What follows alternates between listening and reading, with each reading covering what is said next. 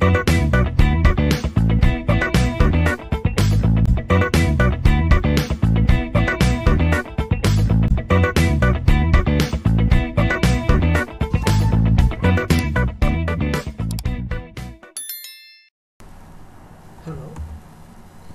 So in today's session,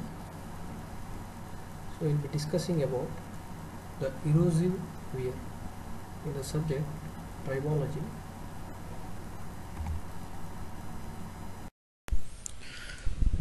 Erosive wear. So what is erosive wear? So erosive wear is actually caused by the impact of solid particles or liquid against the surface of an object. So erosive wear can occur by jets and streams of solid particles which are impinging on a surface, or maybe the liquid droplets which are impinging on a surface, and also by the implosion of bubbles formed in the fluid. Erosive wear consists of solid particle erosion and, in case of liquids, fluid erosion. Solid particle erosion generally occurs by the impingement of the solid particles against a surface. So this type of it's a form of abrasion. When the particles hit the surface, it will abrade against the surface. So it's a form of abrasion which is treated in a different form, because here in erosion, the contact stress as it hits the surface, it arises from the kinetic energy of the particles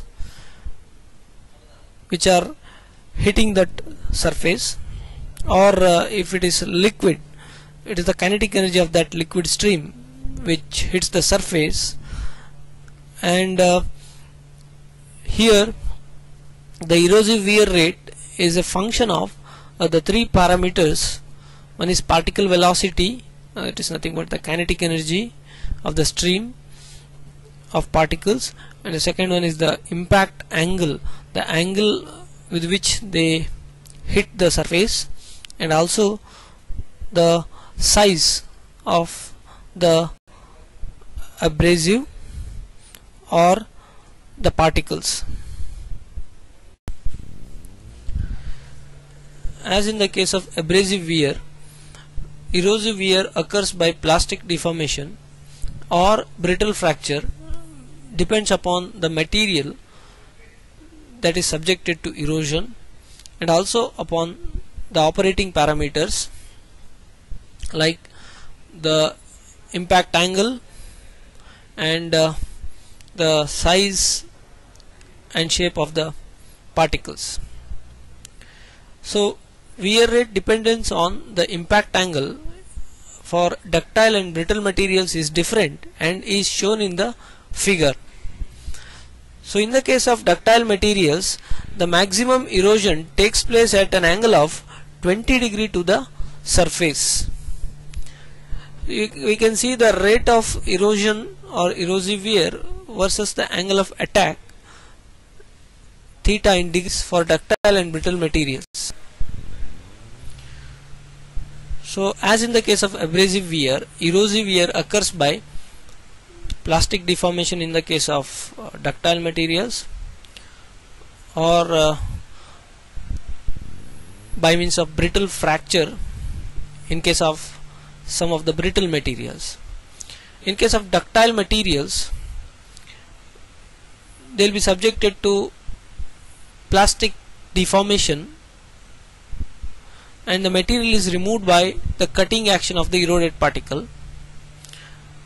Whereas in brittle materials, because of the erosion, there will be formation and intersection of the cracks which start from the point of impact of the eroded particle.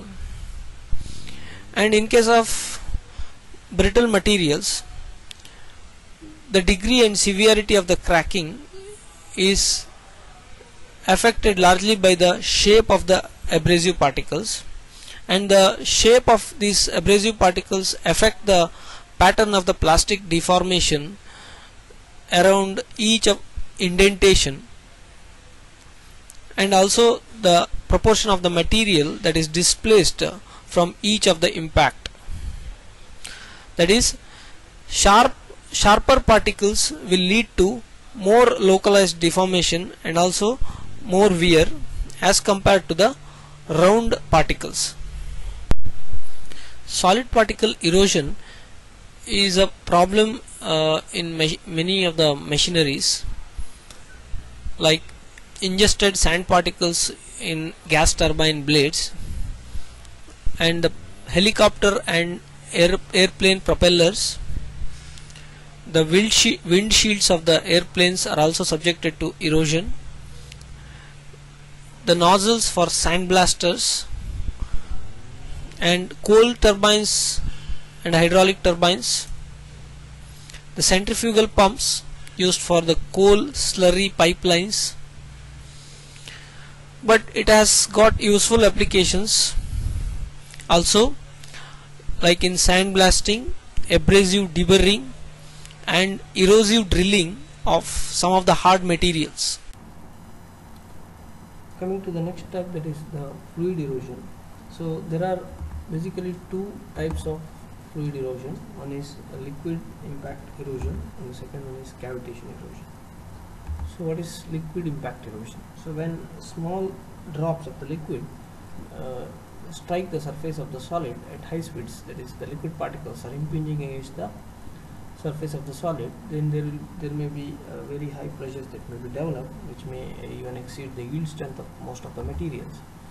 So this may cause the plastic deformation or fracture.